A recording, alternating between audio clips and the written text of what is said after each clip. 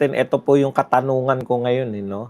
Sa mga ginagawa po ni Risa Ontiveros, tila napapaboran si BP Sara. Hindi kaya kakampi na natin si Ontiveros kasi kahapon pumabor sa atin yung mga sinabi niya. Ngayon na naman, pabor na naman sa atin. Napagalitan na, napagsabihan na naman ni Chis Escudero. Hindi ko po alam kung si Risa Ontiveros ay may katigasan lang po ang ulo o talagang mahina po ang kokote. Bahala na po eh. Kasi alam niyo, pumapabor po eh. Alam niyo po yung mga matatalinong tao, mga abogado na yan, dekampanilya po yan. Once na magkamali ka ng tanong dyan, susunggaban ng mga yan, no? Para pumabor sa kanila. Ha? Baka naman na si Risa Ontiveros talagang kakampi natin, hindi lang natin alam. Di ba? Kasi utya, wala akong hindi ko maisip kung ano po yung mga, kumbaga hindi ko po talaga maunawaan, no, bakit yung mga aksyon niya ay binibigyan niya ng pagkakataon, binibigyan niya ng pagkakataon yung mga abogado ni BP Sara na makabira, no? Hindi po siya nakakatulong sa prosecution. In fact, kumbaga, pumapabor po siya sa depensa. Ayan po. Maaaring hindi alam yan ni Ontiveros. Pasensya na po. Ang buong akala ko, kaya po tinanong yun ni Risa Ontiveros. Ito, talagang ang realization ko, mabilis eh. Kahapon, no, nagkamali po si Risa Ontiveros ng tanong. Tinanong niya po, hindi po yung testigo. Ang tinanong niya yung mga abogado ng kabila. Ang buong akala ko po, scripted yun. Natanungin mo ko para makasagot ako ng maipagtanggol ko na impeachable, di ba? Pero ngayong naulit pa ni Risa Ontiveros, dalawa na lang po ang nasa isip ko. It's either, kasi po sa mga matatalinong tao, bibihira po na dadalawahan eh. Kaya si Ontiveros, it's either, burado na po. Hindi po siya, wala pong script with prosecutors, no? Sa tingin ko, burado na sa isip ko yun, wala silang wala silang script. Kasi yung ginawa, inulit na naman eh. This time, with the abogado po ng depensa. Dalawa lang po yan, pag nauulitan ka ng ganyan, ganyan yung level, kahapon lang naganap yan eh. Di ba? Kahapon lang, tinanong mo na yung abogado. Ayoko sabing ipaalala ko eh. Hindi naman ako Senator Judge eh. Pero hindi nyo pa rin ba maintindihan? Ang gusto nyo pong malaman, ang gusto nyo pong tanungin dapat palang tinatanong ninyo, yung mga testigo, hindi po yung mga abogado. Kasi po ang mga abogado, once na tanungin nyo yan, susunggaban yan at ang isasagot niya, pabor sa kliyente niya. Hanggang ngayon ba hindi yata ma-distinguish hanggang ngayon nitong mga senador na sila ay judge. Dapat hindi sila nagpapakita ng pagkabayas. At saka, ang tinitest dyan, yung mga ebidensya at testigo. Hindi po yung abogado. Kasi kahit na anong gawin nyo, dekampanilya yan. Risa Ontiveros, walang abogado na kukunin sa impeachment na hindi dekampanilya. Lahat po yan matatalino. Pwera yung mga kasama sa impeachment na abogadong congressman. Hindi po sila dekampanilya. Mga congressman sila. Yan po yung pagkakaiba. Ito po, kahit po yung si Ligutan, dekampanilya din yan. Hindi ka kukunin dyan ng pipitsugin ka. Kaya, yung iniisip ni Ontiveros na tatanungin niya yung abogado para barahin, makakuha siya ng punto, hindi mo yan kaya. Yun ang matitiyak ko sa iyo. Okay, pamagat ko po, magkakampi na ba? Hindi po dapat nakakapit bigla. Okay, yung pamagat ko po. Magkakampi na ba si BP Sara at si Ontiveros? Kasi lahat ng ginagawa niya pabor sa atin eh. Balikan lang po natin yung kahapon. Ito po ang sinabi po ni Ontiveros kahapon, ginamit po ngayon ng kasi pinagbigyan sila dahil po sa tanong ni Hontiveros. Siyempre sinamantalayan ng prosecution. Sinagot ngayon yung tanong, napabor sa kanila. Mahina nga eh. Hindi yung prosecution ha. Ngayon, para makabawi, ang desisyon ni Chis Escudero, kasi kasalanan niya yun eh. Hindi niya pinigilan yung tanong ni Hontiveros eh. 'Di ba? Sinamantala ngayon ng prosecution. Impeachable ba yan? Ngayon, eto po, ginamit na ngayon. Dahil sa tanong na yan, nakapagpropaganda po yung prosecution. Eh. Wala naman pong kinalaman sa kaso yun. Pero nakapagpropaganda para maging fair ayon sa presiding official o presiding judge na bigyan din ng 4 na minuto at kung ilang segundo tong defense team. O ito po ang sinabi ni Attorney Mark Binluan. In the discourse yesterday talking about BP Sara's statements during the November 23, 2024 press con, Senator Judge Risa Hontiveros stated, and I quote, "None of these statements are proof that the Vice President actually contracted an assassin or hired one." Galing kay Risa Hontiveros. Kaya nagdududa ako, kakampi ka na ba namin, Risa Hontiveros? Bakit sa lahat ng senador, kaya sabi ko kahapon, scripted to. Pati yung hindi niya dapat sabihin, sinabi niya. Ulitin natin. Ayon daw kay Risa Hontiveros, none of these statements are proof that the Vice President actually contracted an assassin or hired one. Wala dito sa mga statement dun sa video na pinakita at sa testimonya nito ni Kalilong, wala na nagpapakita na nag-hire ng assassin si BP Sara. Siyempre, tuwan-tuwa tayo dahil, kumampi sa atin kumampi sa atin si Risa Hontiveros eh. Ano sabi po ni Mark Binluan? Tuloy natin. She is absolutely right. Di tama si Risa Hontiveros. Tama si Risa Hontiveros, sabi ni Mark Binluan. Wala talagang sinabi, wala sa video, wala rin sa sinabi ni Kalilong na nag-hire si BP Sara. Tuloy natin. She then asked the question, why are these acts impeachable? To this question, the prosecution responded, we understand that this statement may not actually 100% prove that she in fact contracted assassin. Hence, sabi the prosecution admitted the video does not prove any fact other than its existence. In simple words, there is no proof of any contracting an assassin. Dahil po yan sa pagtatanong ni Risa Hontiveros kahapon, napatunayan natin at saka sa hindi siguro inaakala ng prosecution team na tatanungin siya, nasagot ng prosecution na hindi 100% na pinakita na may nag-contact ng assassin si BP Sara. So ano pa po ang kaso nyo riyan sa Article 4 na yan? Wala na. Si Risa Hontiveros mismo ang umamin, prosecution mismo ang umamin na hindi 100% prove that she in fact contracted an assassin. Di ba? Titignan po natin yung mga argumento. Hindi na po yung pangkalatan kasi 2 oras yun. Hindi ko maikukwento yung highlight lang po. Ngayon, mali na nga siya kahapon. Sinabi niya nga, di ba?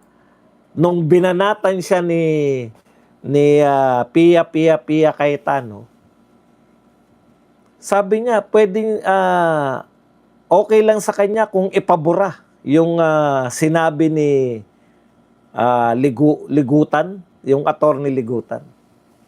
So umamin, parang may pag-amin kay Hontiveros na mali siya ng tanong, di ba? O ngayon, inulit na naman. Pakinggan po natin para po sa kapakanan ng lahat. Kayo na po magpasya kung gaano katalino to. Kagaling mag-isip si Risa Hontiveros. You may proceed, ma'am, and you have 2 minutes. Salamat po, Mr. Presiding Officer. Para sa Counsel for the Defense, Tignan nyo po. Ang una niyang tatanungin, Counsel for the Defense. Matalinong abogado yung tatanungin niya, hindi yung testigo. Bakit niya kaya tatanungin?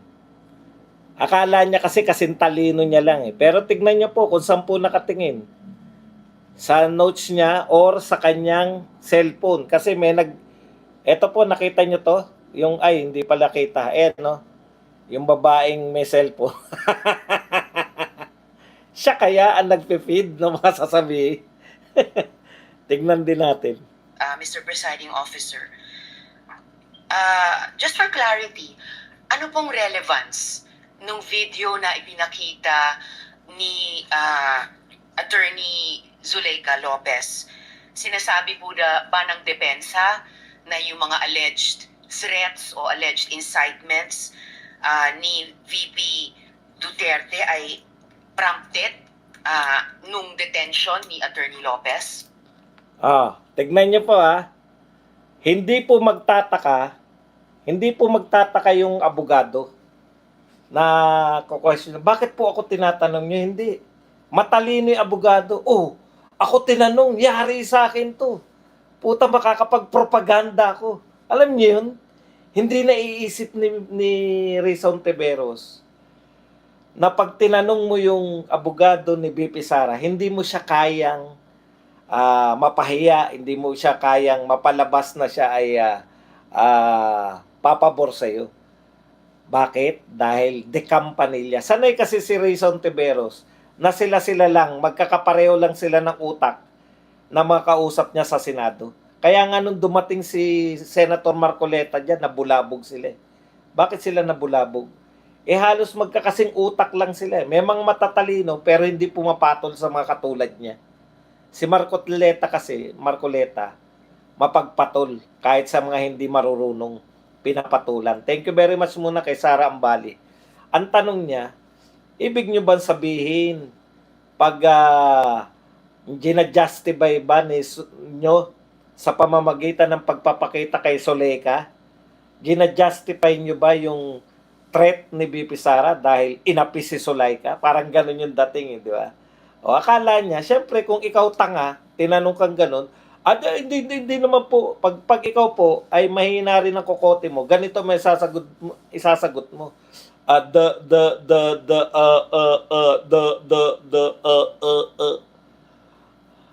Ano magagawa natin? Di ba? Pero hindi. Hindi bobo yung mga kausap niya, dekampanilya. Ito po ang sagot. Pakinggan niyo po yung sagot.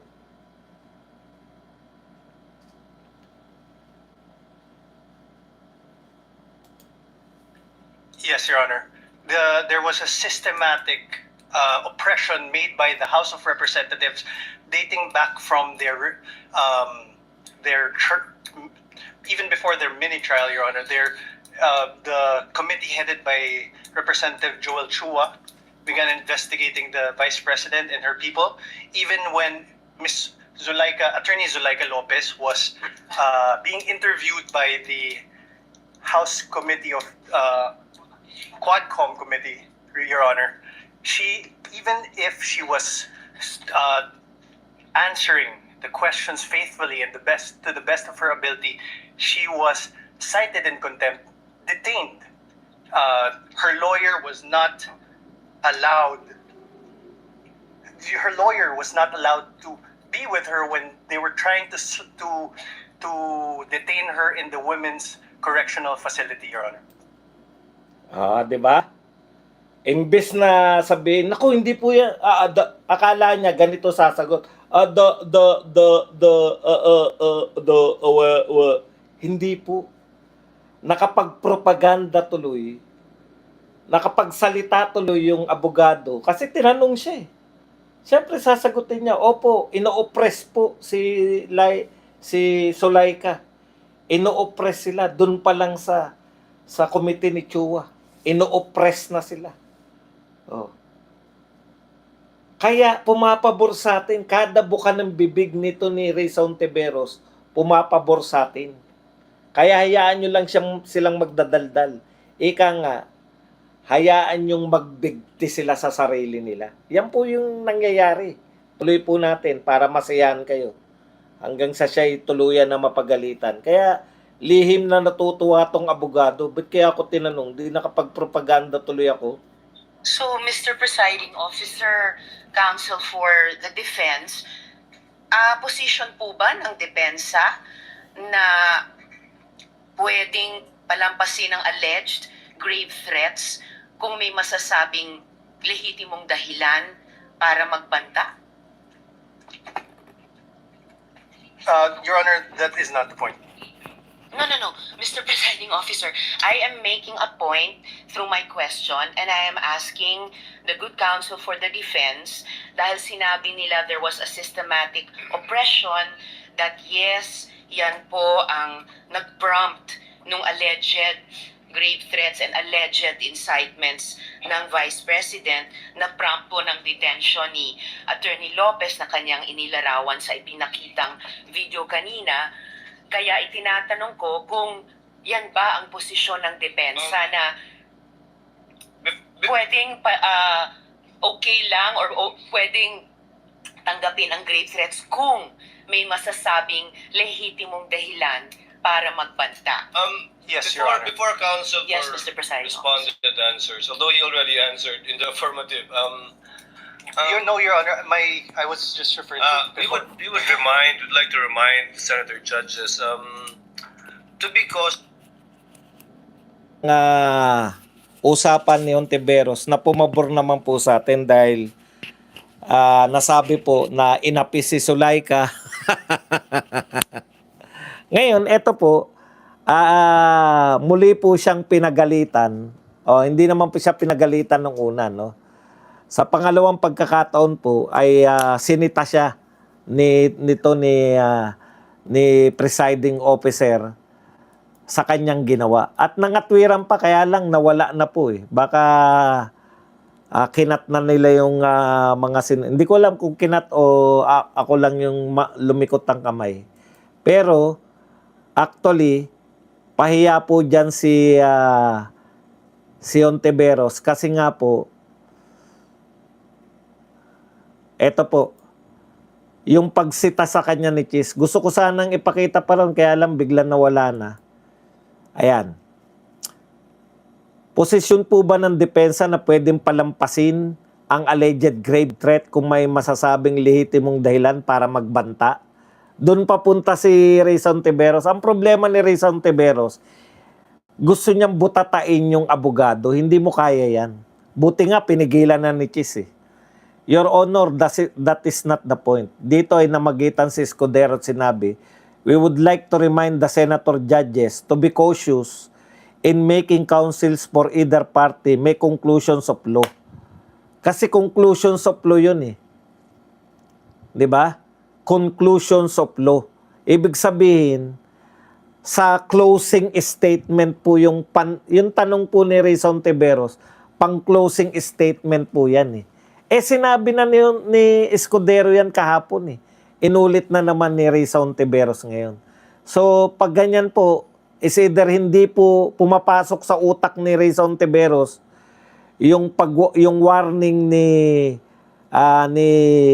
Chis Escudero kahapon na huwag kayong magtatanong ng pang-closing na. Ang tanungin ninyo yung mga ebidensya, ang tanungin ninyo yung testigo. Bakit kayo magtatanong ng pang-closing na ng mga abogado? Yun yung point doon. Sa pangalawang pagkakataon. At nangatwiran pa si Risa Hontiveros ang sinabi niya. Kasi inaalaw naman yan dati. Kita niyo pong katwiran. Porket inalaw dati. Hindi po inaalaw dati yan. Walang Hontiveros noon. Ngayon lang siya nasalang sa impeachment. Di ko nakita yan si Hontiveros nung araw. Hindi pa siya senador noon. Kaya wag niya sabihing inaalaw. Ang inaalaw noon, si Miriam Defensor, sinesermonan niya yung mga council.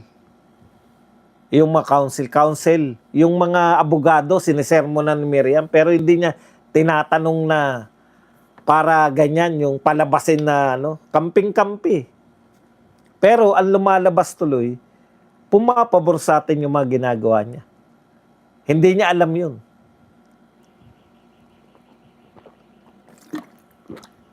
Okay. So kung nasisita ka palagi, dalawa lang yan.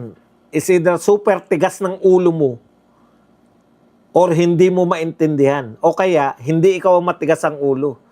Yung nagpipid sa'yo ng mga sinasabi. Matigas ang ulo nung nagpipid sa'yo. Kasi hindi naman ako naniniwala na utak niya yan. Ang problema ngayon dito, ang problema po, tatakbong presidente yan eh. Mas nakakatakot po maging presidente yan. Dahil ang tunay na magiging presidente, yung nagpipid sa kanya ng mga sinasabi. Hindi siya. Pero hindi naman mananalo yan eh. Di ba? 1% ba yan? Okay.